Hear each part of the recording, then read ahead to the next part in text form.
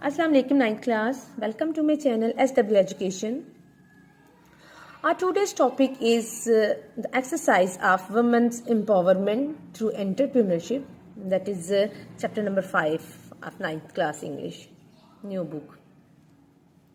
तो सबसे पहले हम इसके करते हैं वर्ड्स मीनिंग को हम देखते हैं क्योंकि ये बहुत इंपॉर्टेंट है, एमसीक्यूज़ में आपको पूछा जाएगा, ठीक है।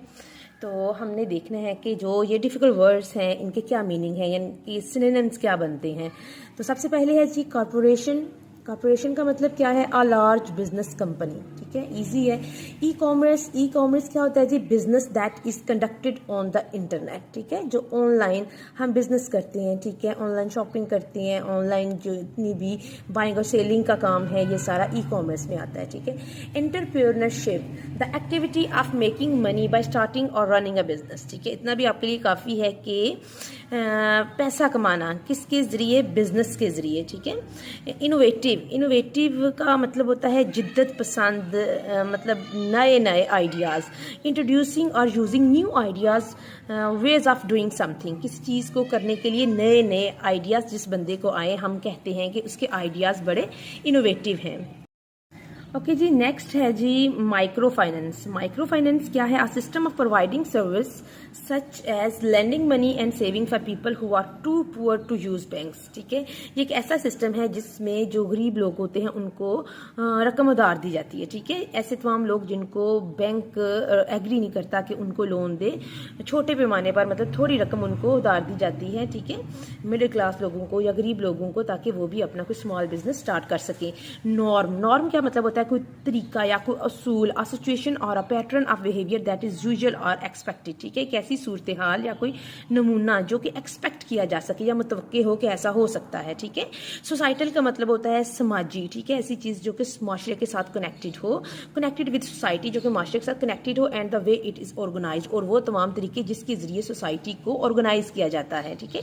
स्टीरियोटाइप्स इंपॉर्टेंट वर्ड है, ठीक है। स्टीरियोटाइप्स का मतलब है कि हमारे जो दकियानूसी, हमारे जो ओल्ड वेज हैं, ठीक है, हमारे सोचने के ऐसे तमाम जो लोग जो पुराने ख्यालात के हैं, ठीक है, जो कि अपने आप को जो इनोवेशन एहतियार नहीं करते, ठीक है, अपनी लाइफ में, और पिछले जो फरसूदा ख्यालात होते हैं, ठीक है, उनमें जीते रहते हैं। अ फिक्स्ड आइडिया और image that many people have a particular of a particular type of person और थिंग, ठीक है, एक ऐसा फिक्स्ड आइडिया है जो कभी चेंज नहीं होता। वक्त के साथ साथ जैसे तरक्की हो रही है, ठीक है, इनोवेशन हो रही है, तो बंदे को चाहिए कि वक्त के साथ साथ अपने ख्यालात को भी चेंज करे, ठीक है। लेकिन स्टीरियोटाइप्स ऐसे लोग होते हैं, ऐसे ख्यालात के लोग होते हैं जो कि बिल्कुल फिक्स्ड आइडियाज़ रखते हैं, ठीक है, किसी भी पर्सन के अबाउट हो सकता है, किसी भी थिंग के अबाउट हो सकता है, किसी भी सिचुएशन के अबाउट हो सकता है, ठीक है, जो कि ऑफेंस क्रिएट करता है बाद में, ठीक है, और लोगों को हर्ट भी कर सकता है, सोसाइटी को हर्ट करता है।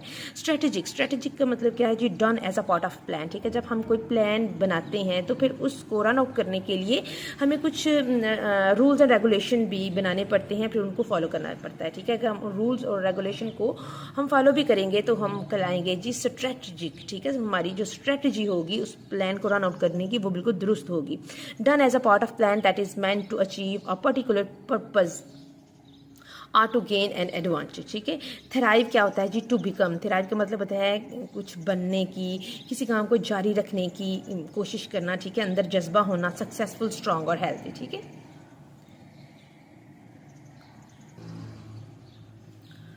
ओके जी, अब हम देखते हैं जो मोस्ट इम्पॉर्टेंट पार्ट है जो कि पेपर में ज़रूर इंक्लूड किया जाता है, एमसीक्यूज़, ठीक है।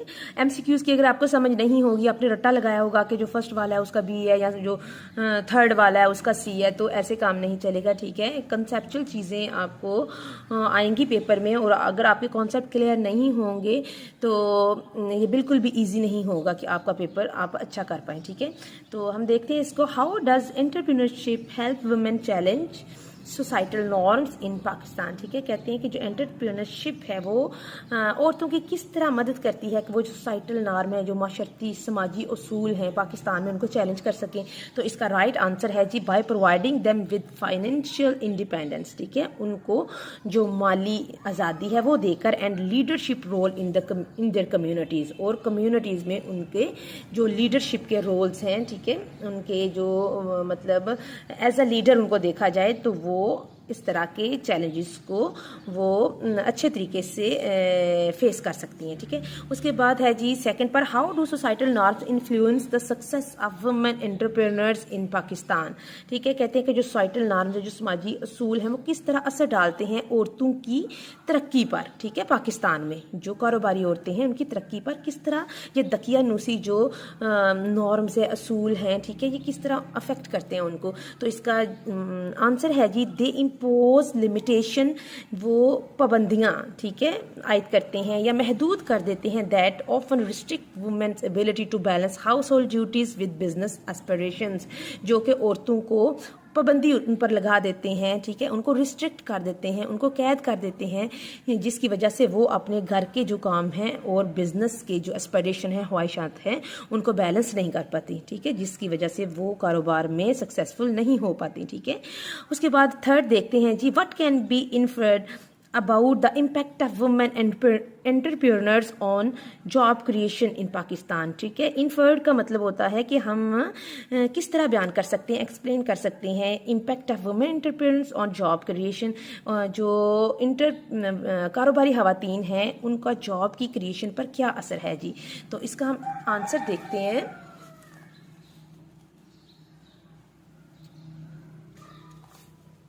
अच्छा जी, इसका आंसर है जी, women entrepreneurs contribute to job creation specially for other women and youth in their communities. कहते हैं जो औरतें हैं, कारोबारी खवातीन हैं, वो जॉब क्रिएशन के लिए बहुत अच्छी हैं, स्पेशली औरतों के लिए और जो यंग जनरेशन है, ठीक है, अपने माशरे की, उनके लिए ये बहुत ज़्यादा जॉब क्रिएशन कर सकती हैं, ठीक है, जॉब्स क्रिएट कर सकती हैं, ठीक है। उसके बाद है जी फोर्थ पर, how might women's entrepreneurship contribute to gender equality in society, ठीक है।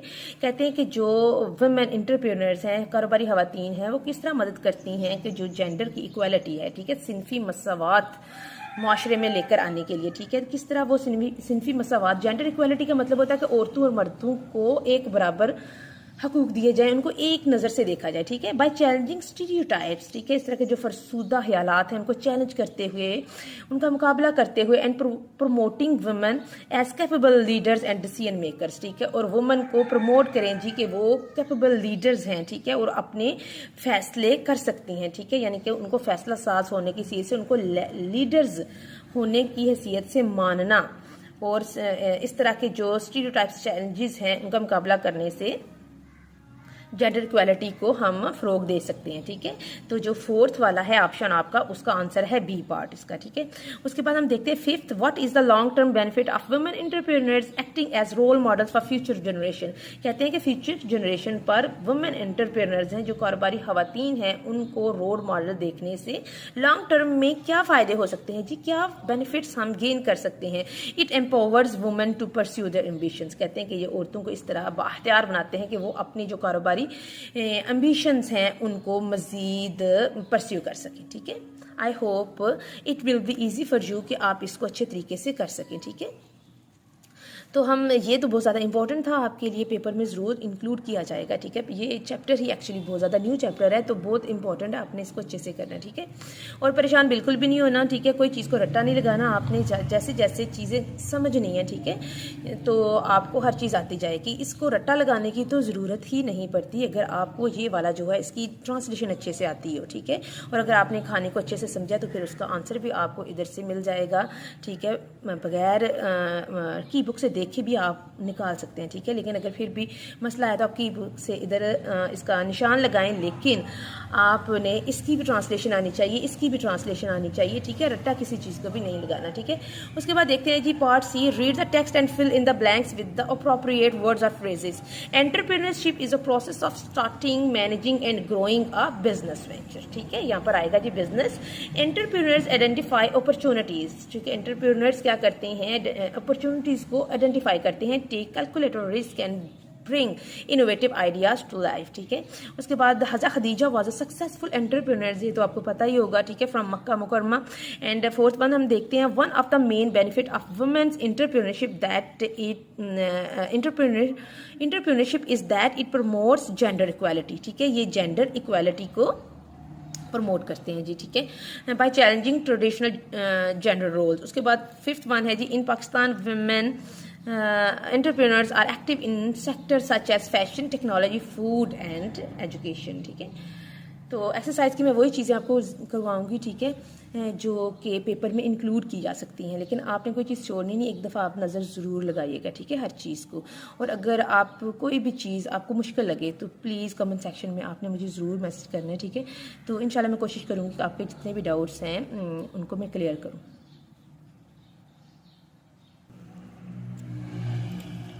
ओके जी, जो नेक्स्ट इंपॉर्टेंट चीज़ है आपके लिए सीखना बहुत ज़रूरी है, ठीक है। शुरू से आप सीखते आए हैं, लेकिन ऐसे तमाम बच्चे जिन्होंने आज तक नहीं सीखा, ठीक है, पंक्चुएशन को, वो अगर इसको अच्छे से देखेंगे तो कुछ ना कुछ करने के काबिल वो ज़रूर हो जाएंगे, ठीक है।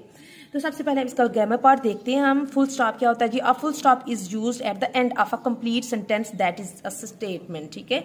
कोई भी जो सेंटेंस है जब वो कंप्लीट हो जाता है तो उसके एंड पर हम फुल स्टॉप लगाते हैं, ठीक है।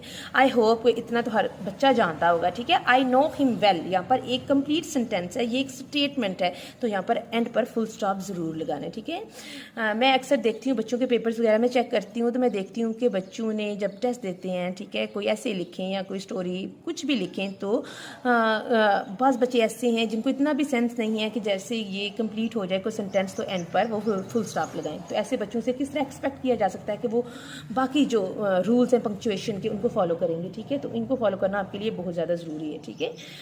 तो हम नेक्स्ट देखते हैं जी comma. A comma indicates a brief pause mainly use to separate words phrases in the simple series of 3 और मोर आइटम्स, ठीक है। कहते हैं कि जब हमने 2 या 3 से ज़्यादा आइटम्स को हमने एक साथ बोलना हो, ठीक है, तो हम छोटा सा पॉज लेते हैं, थोड़ी देर के लिए हम रुकते हैं, छोटा सा हम अपनी स्पीच के दौरान हम वक्फा लेते हैं, तो उसके वक्फे के दौरान हम कॉमा को यूज़ करते हैं, ठीक है। जब हम अपनी स्पीच को रिटन फॉर्म में हमने इंटरप्रेट करना है तो हमने क्या करना है जी? कॉमा लगाना है, ठीक है। A comma indicates a brief pause, ठीक है। इसकी एग्जांपल देखते हैं। We bought apples, mangoes, bananas and grapes, ठीक है। हाँ, जब मैंने बोला वी बॉट एप्पल्स, मैंगोज, अब मैंने इधर स्पीड तो नहीं लगा दी ना, हमने थोड़ा सा पॉज लेना है, थोड़ा रुकना है, तो जहाँ पर हमने थोड़ी देर के लिए रुकना है वहाँ हमने ऐड करना है जी कॉमा, ठीक है। उसके बाद देखते हैं अपोस्ट्रॉफी, बहुत इंपॉर्टेंट है। And apostrophe is used to show possession. Possession का मतलब होता है मलकियत, ठीक है, किसी चीज़ की। पोजेशन को यूज करना मतलब होता है कि ये चीज़ किसकी है, ठीक है, किसकी मलकियत है। एग्जाम्पल देखते हैं तो समझ आएगी आपको। अ मैन्स हाउस, आदमी का घर, ठीक है। और अगर आ जाए जी मेंस हाउसेज, ठीक है, मेंस हाउस, ठीक है, ये सॉरी हाउसेज नहीं हमने कहना, ठीक है, मेंस हाउस, ठीक है। तो यहाँ पर हमने क्या लगा दिया जी? मेंस के आगे हमने ये अपोस्ट्रॉफी लगा दी, मैन के आगे अपोस्ट्रॉफी लगा दी, आदमी का हाउस और आदमी का हाउस हो गया, ठीक है। उसके बाद जी कैट्स पॉ, बिल्ली का पंजा, ठीक है। इस तरह कैट्स पॉ, ज़्यादा बिल्लियाँ हो जाएंगी तो हमने इस तरह इस अपोस्ट्रॉफी को हम आगे ले जाना है, ठीक है। उसके बाद an apostrophe is use also with contractions. Contractions में भी ये यूज होती है। कॉन्ट्रैक्शन का मतलब होता है जब हम वर्ड्स की शॉर्ट फॉर्म लिखते हैं, ठीक है। The apostrophe is placed where a letter और लेटर्स हैव बीन रिमूव्ड। जब हम किसी भी लेटर के कुछ अल्फाबेट को हम रिमूव कर देते हैं, ठीक है। किस तरह रिमूव करते हैं? सबसे पहले हम इसमें अपोस्ट्रॉफी का यूज करेंगे। डजंट, ठीक है, जैसे हम कहते हैं डज नॉट, NOT नॉट, अगर हम इसको सेपरेट लिखेंगे तो लिखेंगे डज नॉट, ठीक है। लेकिन हम इसको कॉन्ट्रैक्ट कर दिया, इसको शॉर्ट कर दिया, तो हमने ओ को कट कर दिया, रिमूव कर दिया और सेंटर में हमने अपोस्ट्रॉफी लगा दिया, इस तरह। Wouldn't, it's, can't, you have, ठीक है।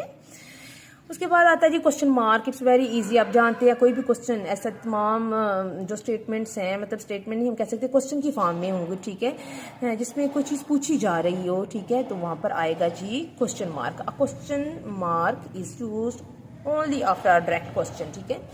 Example, where do you live, what does he do, ठीक है, इस तरह। एक्सक्लेमेशन मार्क्स क्या होता है? An exclamation mark point mark या point is use to show emotions, emphasis और सरप्राइज, ठीक है। किसी चीज़ में हमने अपने इमोशंस को शो करना है या जोर देना है किसी चीज़ पर, एम्फसिस है हमारा, या फिर हम सरप्राइज हो गए, हैरान हो गए हैं, तो हम वहाँ क्या यूज़ करेंगे जी? एक्सक्लेमेशन मार्क्स हम यूज़ करेंगे।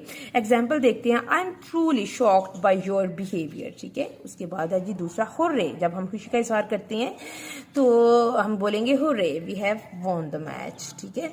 इस तरह आगे है जी कैपिटलाइजेशन, ये भी बहुत इंपॉर्टेंट है, ठीक है, बहुत ज़्यादा इंपॉर्टेंट है। Capitalization is the writing of a word with its first letter in upper case and the remaining letters in the lower case. अगर सिंपल फॉर्म में हम बात करें, सिंपल वर्ड्स में, तो जब हम कोई भी हम प्रॉपर नाउन लिखते हैं या फिर हम कोई भी सेंटेंस हम शुरू करते हैं, ठीक है, तो हम उसका पहला वर्ड का पहला जो लेटर होता है उसको क्या लिखते हैं, कैपिटल लिखते हैं, हम बड़ा लिखते हैं, ठीक है, तो इसको हम कहते हैं कैपिटलाइजेशन, ठीक है।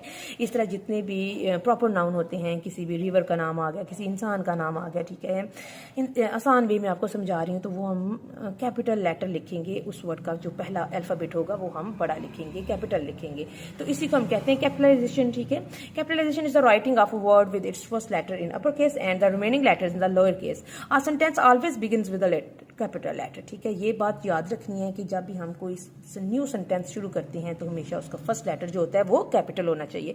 इन एडिशन टू दिस, इसके साथ साथ proper nouns are always written in capital letters, ठीक है। The main function of capitals is to focus attention on particular elements within any group of people, places or things, ठीक है। जब हम कोई भी पैराग्राफ देखते हैं तो जब हम कैपिटल लेटर्स में कोई चीज़ देखेंगे तो हमें पता चल जाएगा that is very very important है, पर्टिकुलर है, ठीक है।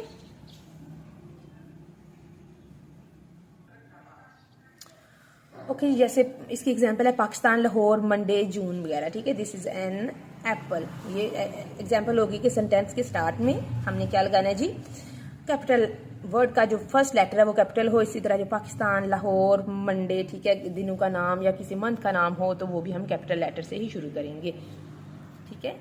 तो ये आगे एक पैराग्राफ है, आपने खुद ज़रूर ये ट्राई करनी, ठीक है। आप मुझसे प्रॉमिस करें कि आप इसको ज़रूर खुद करने की कोशिश करेंगे, ठीक है। फिर अगर आपको कोई डाउट लगता है तो आप मुझे ज़रूर पूछें, ठीक है, कमेंट करके, ठीक है। आप अपने आई नो के इंग्लिश की बुक्स हर बच्चे के पास मौजूद होती हैं, तो आप उसकी हेल्प ले सकते हैं। इसके अलावा आप फुल लेक्चर्स भी देख सकते हैं, इतने ज़्यादा यूट्यूब पर लेक्चर्स पड़े हुए हैं कैपिटलाइजेशन के ऊपर, पंक्चुएशन के ऊपर, ठीक है। तो ये साथ साथ आपने ये चीज़ें ज़रूर करनी है, ठीक है। तो मिलते हैं इंशाल्लाह नेक्स्ट वीडियो में। टिल देन अल्लाह हाफिज़।